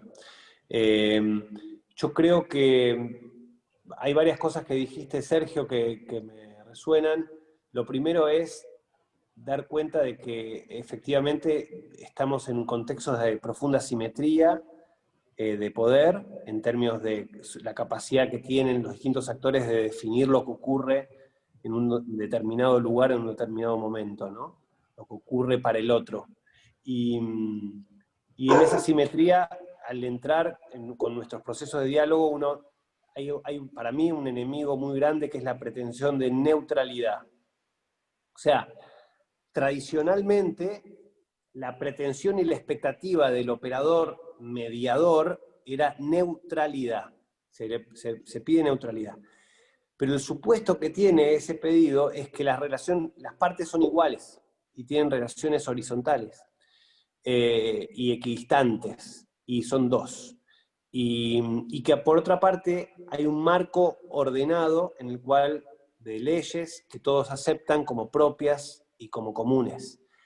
Y hoy por hoy no estamos en esa situación, sino estamos lejos de ella, digamos. Entonces, hay un necesario activismo que se requiere del mediador, vamos a llamarlo activismo, pero en realidad hay otros conceptos que también son buenos, como la multiparcialidad, pero que registra esa simetría, y que entonces el proceso que uno propone tiene que trabajar sobre ello. Voy a dar un ejemplo.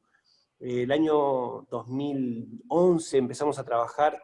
Yo en esa época dirigía la Fundación Cambio Democrático con Poder Ciudadano y otras ONGs en un proceso de diálogo en torno a la recolección de residuos en la Ciudad de Buenos Aires, donde el protagonismo lo tenían, por un lado, las empresas tradicionales que licitaban el servicio de basura, y también, luego del 2001-2002, obviamente las cooperativas y grupos de cartoneros que eran recicladores urbanos, informales, y que no tenían lugar en la política pública, y que luego de mucha conflictividad pudieron hacer valer sus derechos, y empezamos básicamente a trabajar con la construcción de un diálogo entre los cartoneros, recicladores y sus cooperativas, organismos técnicos, empresas, gobierno, para armar un pliego licitatorio que contemplara las necesidades y derechos de todos.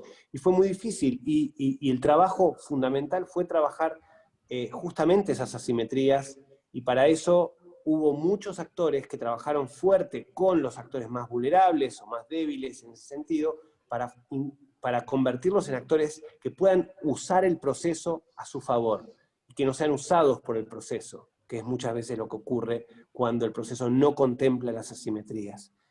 Termina generando resultados que revictimizan o revulneran. Eso es una cosa que me pareció interesante para complementar.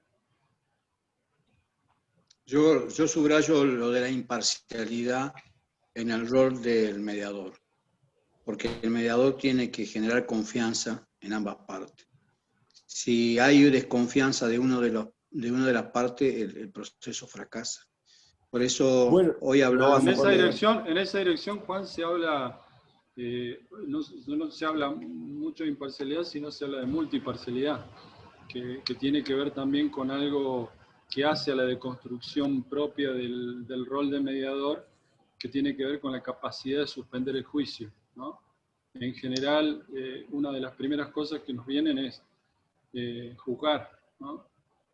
Hay que revisarse desde qué lugar uno escucha, porque uno puede disertar sobre formas de escuchar, pero si no se interpela profundamente cómo escucha, desde qué lugar escucha, esa multiparcialidad no aparece, no se actúa, se vive, y si no se vive, se siente. Voy a dar otro ejemplo hablando de multiparcialidad en la práctica. La perspectiva de género. Un mediador sin perspectiva de género, aunque sea todo legítimo y demás, confiable por las partes, va a diseñar un proceso que no va a tener en cuenta las asimetrías que muchas veces se establecen en las relaciones entre géneros. Entonces, no, por ejemplo, va a aceptar que los protagonistas de los procesos de diálogo sean todos hombres, por ejemplo, y no va a cuestionar eso, ¿no?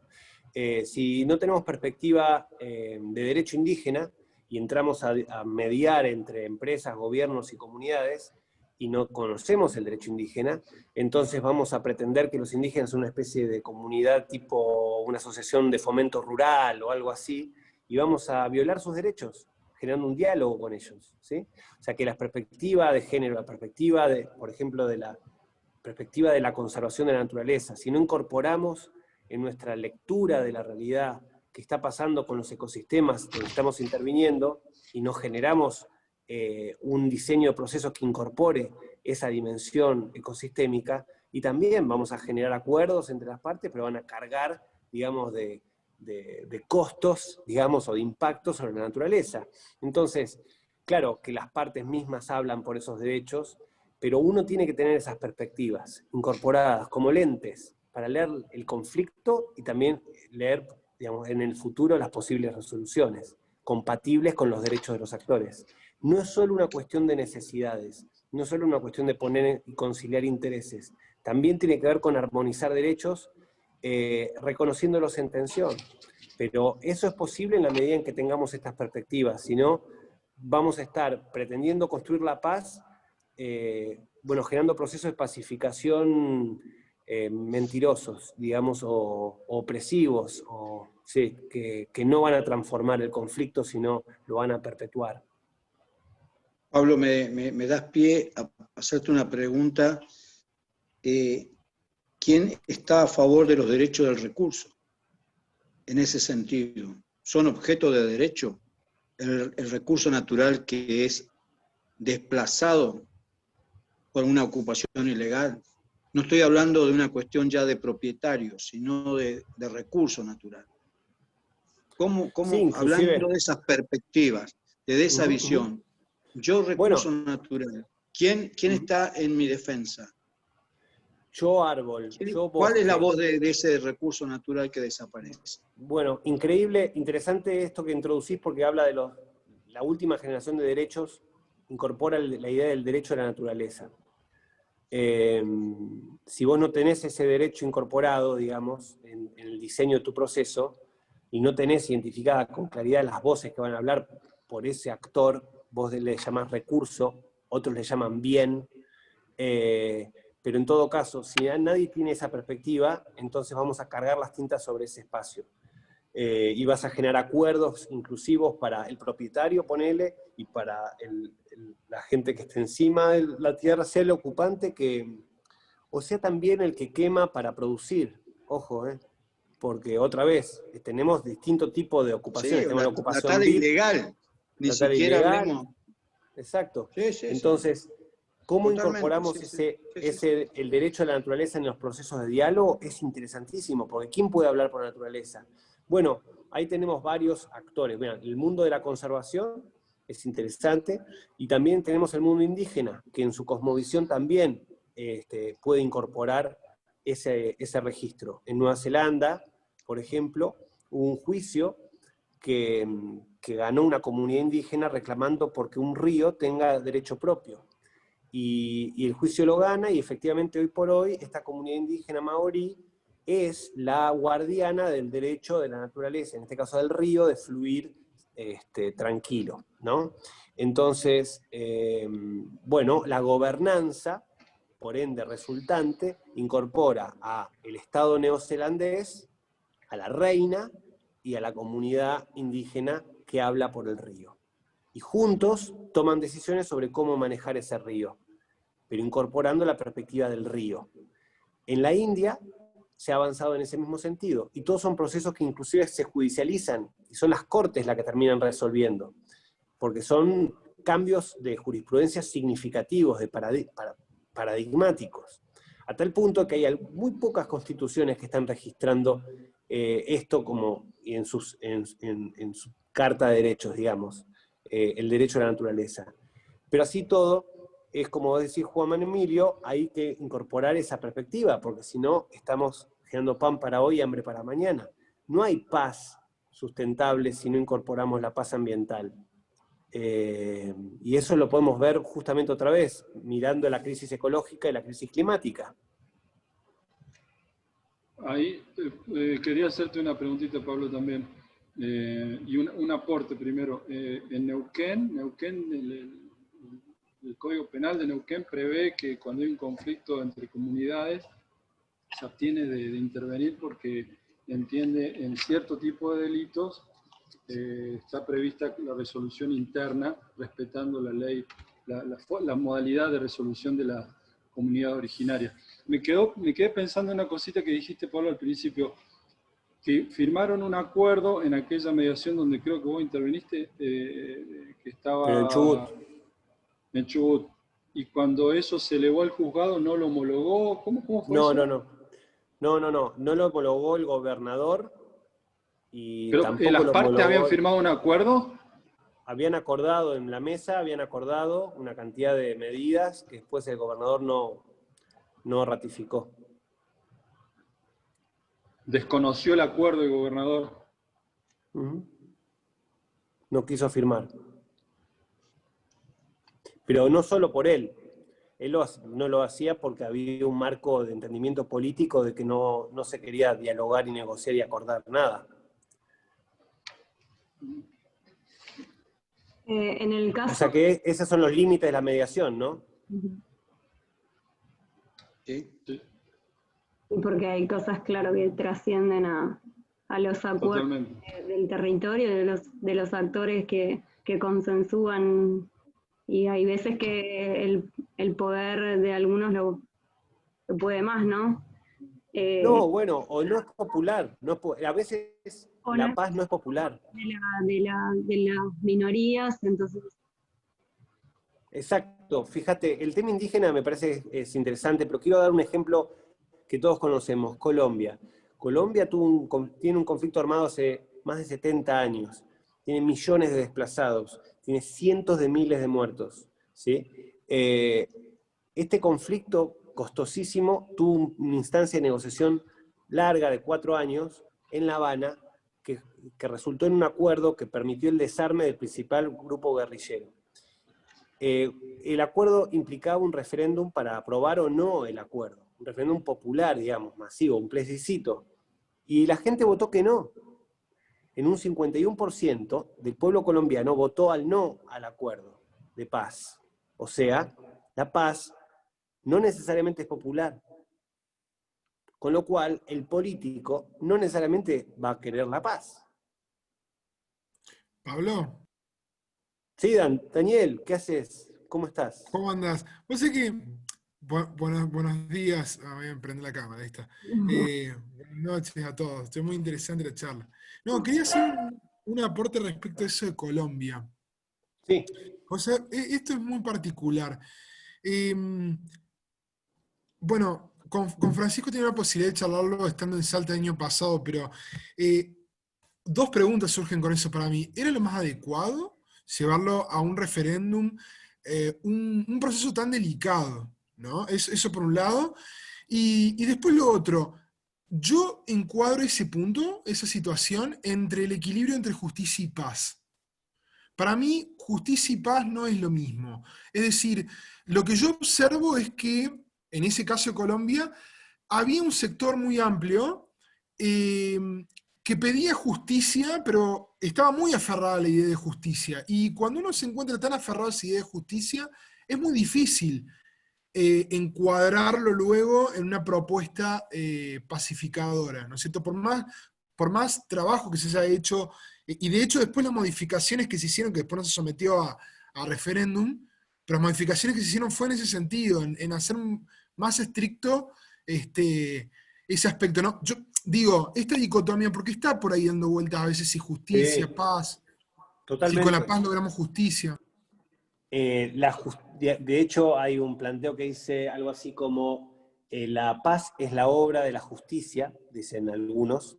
O sea, de hecho, creo que es un planteo en latín que no sé si viene si no de la Biblia, del derecho romano, no sé bien, o de algún santo cristiano de principio del milenio. Pero la paz es la obra de la justicia. Pax opus justitiae, o algo así. Y la pregunta es, ¿qué justicia produce la paz? Porque hay justicias que producen guerra, en el sentido de guerra, por ejemplo, de liberación, por ejemplo. O hay concepto de justicia retributiva, que vos me hiciste esto, yo te hago esto, y estamos en paz, entre comillas. Pero quizás el ojo por ojo, la ley del talión, ¿no? O el código penal. Vos hiciste esto, vas a la cárcel, pagás por eso que hiciste, digamos, resocializándote, código penal. Justicias, digamos, más, si se quiere, como te digo, retributivas. Y después hay otras justicias, otros modelos más restaurativos, donde el foco es el remedio. Hubo daño, se remedia.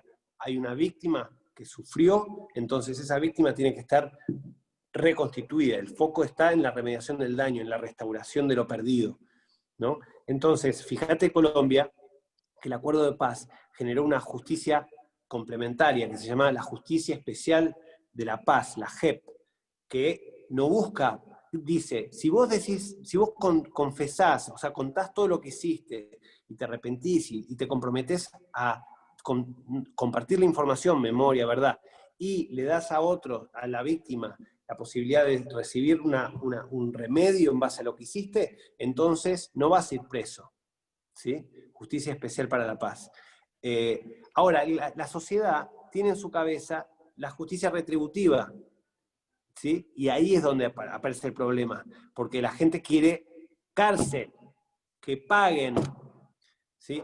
Entonces, claro, ahí, y está bien, o sea, es legítimo eso, ¿no? Porque si te mandaste una, tenés que pagar por eso. Bueno, pero eso es difícil, digamos, porque el otro se va a defender, y más si tenemos un conflicto armado. Entonces, ahí es donde aparece la tensión con la paz, ¿no?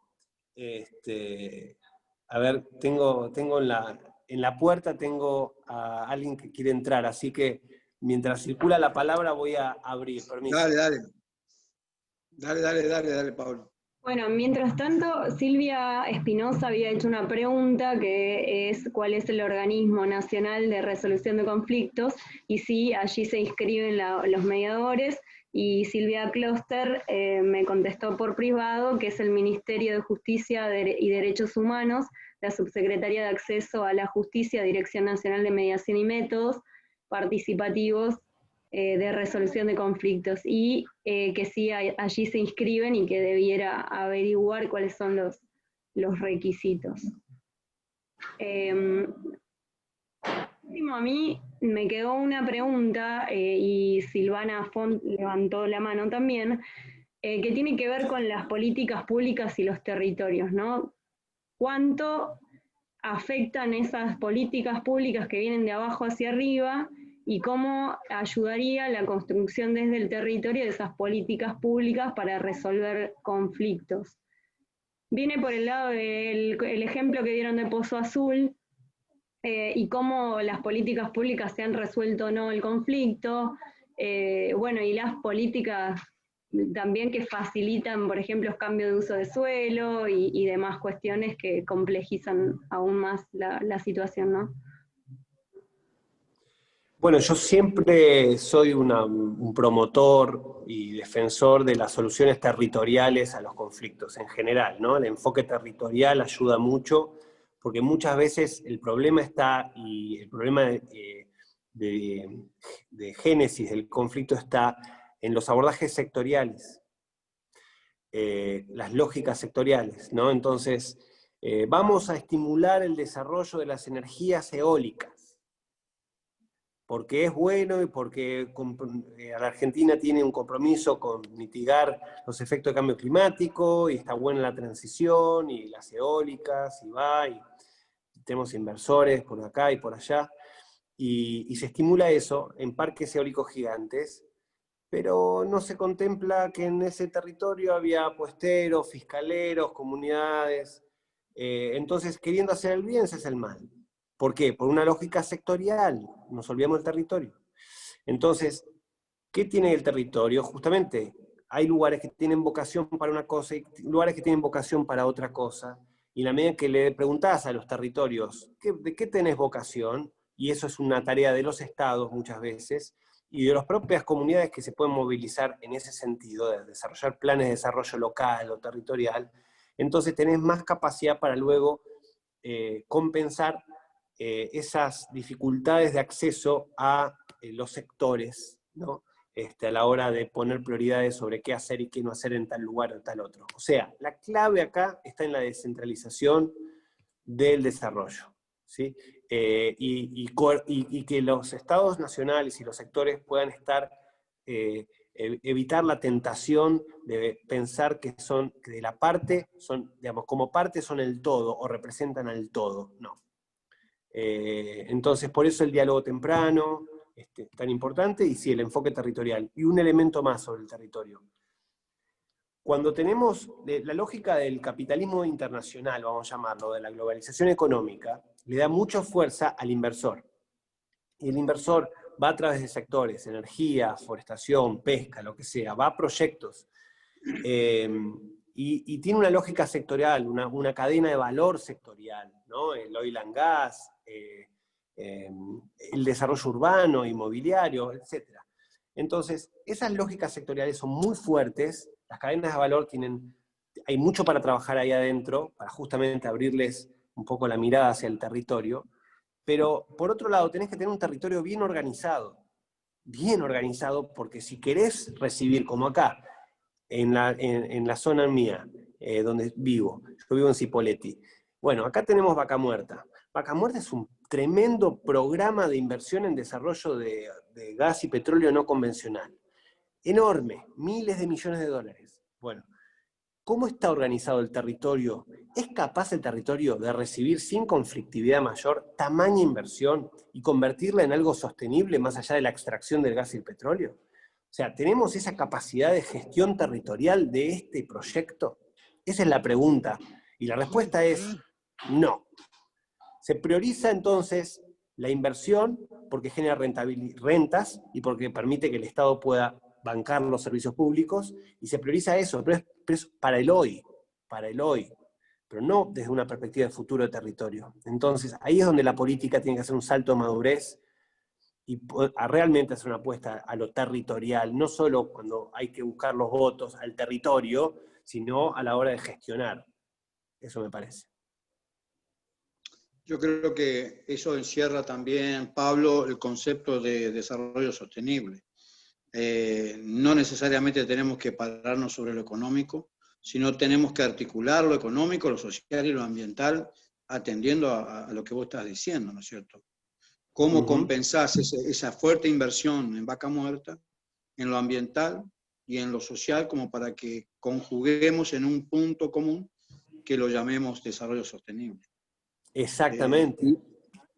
Exactamente. Fíjate, te voy a dar un ejemplo. Todo el mundo quiere trabajar en petróleo acá. ¿Por qué? Porque paga mucho mejor, ¿sí? Pero el petróleo no puede emplear a todo el mundo. Entonces, ¿cómo se hace? Tenés que activar otros motores económicos, más de futuro. Aparte del petróleo y el gas, hay un tiempo, y aparte encima, como generan emisiones, tienen que compensar esas emisiones bancando lo que es compensación de emisiones. Bueno, todo eso no está organizado acá. Entonces el foco es como que esto va a ser eterno, y que esa bolsa, en esa bolsa entramos todos. Y es fantasía, eso es pensamiento mágico, y eso deriva luego en crisis, en conflictos, y de gente desocupada, que no tiene dónde ir. Entonces, pan para hoy, hambre para mañana, no es buen negocio. Ni siquiera para los propios petroleros.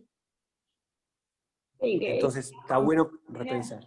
Trascienden, digamos, al territorio. Muchas veces esos planes uno tiene que, sí, mirar desde el territorio, cómo está preparado ese territorio, pero después tenés que hacer una panorámica un poquito más extensa para ver, bueno, de qué manera se relaciona ese territorio con otras cosas y cómo voy a organizar, así como vos decís, todo el sistema para que funcione. Para dar cierre, le voy a dar la palabra a Silvana Font de vuelta, que levantó la mano, y ya vamos cerrando el conversatorio. Buenísimo. Vale. Bueno, yo voy a retomar, vuelvo a los recursos, porque como Juan soy forestal, ingeniera forestal. Tuve oportunidad acá en la provincia de Neuquén de estar en la redacción de la Ley de Bosques Provincial, que se adhería a la nacional.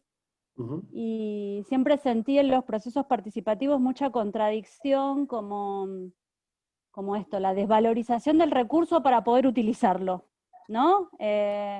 Que por ahí los grupos ecologistas y todo van a cuestiones más puntuales, pero esta ley que se suponía que igualaba un derecho humano, que finalmente igual en los procesos participativos se desvalorizaba, así como se desvaloriza el bosque en general para que avance lo inmobiliario, avance la soja, avance todos estos procesos degradativos.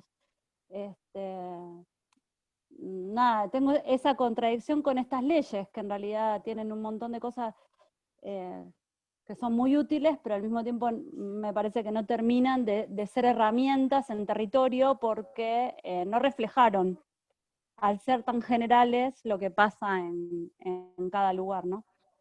¿Sabés lo que yo quiero comentar algo con respecto a lo que vos decís, que también se ve acá en Misiones? La ley tiene un espíritu muy importante en cuanto a la protección del bosque. Ya la Nación determinó cuánto es la superficie que quedaría en categoría roja, en verde, en amarilla. Pero tiene también el Estado la obligación de readecuar, no sé si es el término, cada 5 años convalidar ese. Y ahí es donde está fallando, porque lo que necesita la sociedad es empoderarse, hacer propio esta ley para poner en valor el bosque. Lo que estamos fracasando es en la puesta en valor del bosque, por más leyes que tengamos, y por eso los procesos de ocupaciones siguen, y por eso las talas ilegales siguen, por más leyes que tengamos. Entonces, yo creo que en estos procesos participativos tiene mucho que ver con la educación, la puesta en valor del bosque, y un tema no menor es el condimento económico de la conservación, que es donde está fallando la ley. La gran fractura de la ley de bosque de la nación es que está desfinanciada. Y sin recursos no puede haber conservación. Entonces es la gran utopía, pretender que los bosques se van a conservar solos. No, hay que poner, hay que aportar. Entonces es un tema no menor, y que lo hayas tocado, porque eso pasa en todas las provincias. Y así que bueno, es todo un tema para otro debate, creo.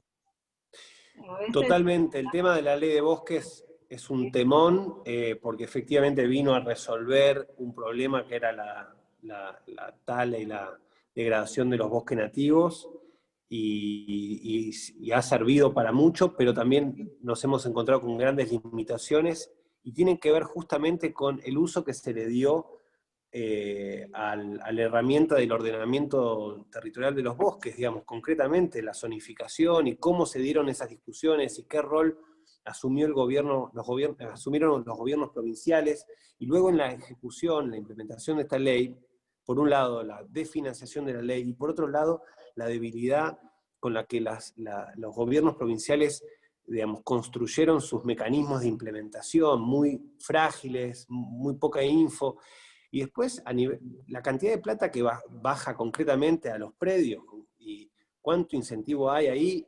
Yo veo que en la medida en que no haya justamente una apropiación de la ley por parte de la sociedad local, el productor, la comunidad indígena, que diga, yo quiero hacer un proyecto de conservación de bosque en pie, quiero ver si podemos acceder a un mercado de carbono que me permita acceder a un dinero para justamente, con este cuidado, compensar lo que otro emite, y evitar la tala de este mismo bosque, digamos, por incentivos de mercado. Hay un montón de proyectos súper interesantes que están ahí. Hay cada emprendedor asociativo, comunidades, barrios. Digamos, el momento de crisis es peligrosidad, es situación de anomia, tiene todos estos aspectos negativos de la conflictividad, pero también es una oportunidad gigantesca, es un momento donde se produce una efervescencia creativa increíble, y creo que esto que estamos hablando está ahí, lo que todavía quizás no está tan visibilizado, pero está ahí, proyectos que realmente demuestran cómo se puede preservar la naturaleza, inclusive regenerarla y al mismo tiempo generar valor económico, productivo, produciendo alimentos, produciendo medicamentos, produciendo hábitat. Los hay, están las tecnologías, están las actitudes, falta visibilizar, falta organizar, falta madurar, pero está ahí, digamos. La crisis es peligro y es oportunidad. Excelente. Bueno, Pablo, un placer, un gusto, un poco pasado con el horario pactado, como 20 minutos, pero creo que si seguimos, yo creo que no paramos. Bueno, es un privilegio, me gustaría ver que vos comentes, Pablo, que vos hables, así yo después hago el cierre, me gustaría, ¿cómo te has sentido? Bueno, me he sentido súper bien. A ver, quizás Vero puede decir cómo ve la cosa, cómo vio la cosa, y yo puedo también dar mi sensación. Dale, Vero. Estuvo muy bien, muy cálida la conversación, súper interesante, los aportes hasta mismo de los participantes, las preguntas enriquecieron y nutrieron mucho el conversatorio, que eso es muy bueno, nos encanta. Gracias a los que han participado, que el formulario queda abierto por si alguno después quiere recibir el video, siempre están colgados en la página de YouTube del anfitrión, que es Juan Emilio Bragado. Están ahí todos nuestros conversatorios, va a estar este también para que ustedes lo puedan compartir con sus allegados o los interesados, o que sea ocupado para alguna clase también, quien dice que no. Y bueno, Pablo, nos gustaría saber además de cómo te sentiste, bueno, alguna reflexión que quieras brindar a la audiencia. Bueno, me sentí muy bien, tengo mucho agradecimiento a Juan Emilio, a vos, Valeria, también por el alojo y por la conversación estimulante. Terminar una semana difícil como esta semana para el país, con tanto conflicto, con tanta polarización, con tanta incomprensión mutua, digamos, reflexionando sobre la promesa del diálogo para transformar conflictos, para generar gestión asociada, es algo que siempre motiva, más a uno que es un entusiasta de esto, y encontrar tanta resonancia en la gente que está sumándose a este tipo de propuestas, y nada, es muy reconfortante. Quizás como palabra final, poder registrar que estamos en un momento que nos llama a la acción, que nos llama al riesgo también, a tomar riesgos y a poder involucrarse de lleno en la conflictividad con una lógica transformadora. Hay una energía especial, social, que se produce cuando se dan los conflictos, que en la medida que sabemos manejarla puede potenciar nuestra capacidad de transformación enormemente. Pero bueno, hay que registrar el conflicto no como algo que nos ocurre sin mayor capacidad nuestra de hacer nada al respecto, sino como justamente esa energía que está asociada a la vida y que en la medida en que la manejamos con cuidado y también con amor, podemos convertir situaciones muy destructivas en la construcción de algo nuevo y mucho mejor. Excelente, Pablo. Bueno, agradecerte nuevamente, un privilegio tenerte en esta casa. Y también yo creo que no podemos concebir un mundo sin conflicto. Creo que mientras estemos, el conflicto va a convivir. Sí tenemos la oportunidad de manejar el conflicto.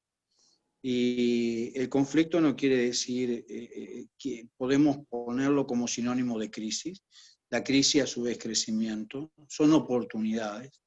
Creo que cuando acuñamos la palabra desarrollo sostenible hablamos de aprovechar los recursos sin que las generaciones que vienen vean alterado ese aprovechamiento.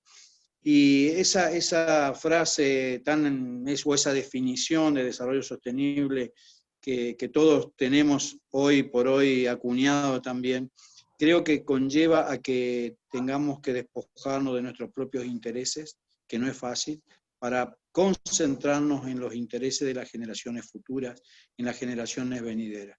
Creo que cuando demos vuelta a ese chip, de que tomemos conciencia de que nuestras acciones de hoy van a influenciar, van a impactar en generaciones que no conoceremos quizás nos volvamos un poco más, menos egoístas, menos ambiciosos, sabiendo que tenemos hoy una responsabilidad de conservar un planeta que no es nuestro, que no ha sido prestado, como dicen, de las generaciones futuras. Agradecer a todos los que han participado, para nosotros es un privilegio, lo hacemos con mucho amor y lo llamamos actitud positiva, porque para negativo creo que van a encontrar muchos canales, entonces somos optimistas de que el mundo mejor es posible en la medida que nosotros creamos, porque para el que cree, todo es posible, dice él. Así que muchas gracias a todos, Pablo, espero verte pronto en alguno de estos encuentros de diálogos. Que así sea, que así sea. Gracias, Juan Emilio, gracias, Vale, gracias a todos. Muchísimas gracias, que tengan un buen fin de semana y que Dios los bendiga a todos. Chau, chau, chau. Chau, chau, gracias. Chau, chau. Gracias por participar. Chau, chau. Buen fin de semana.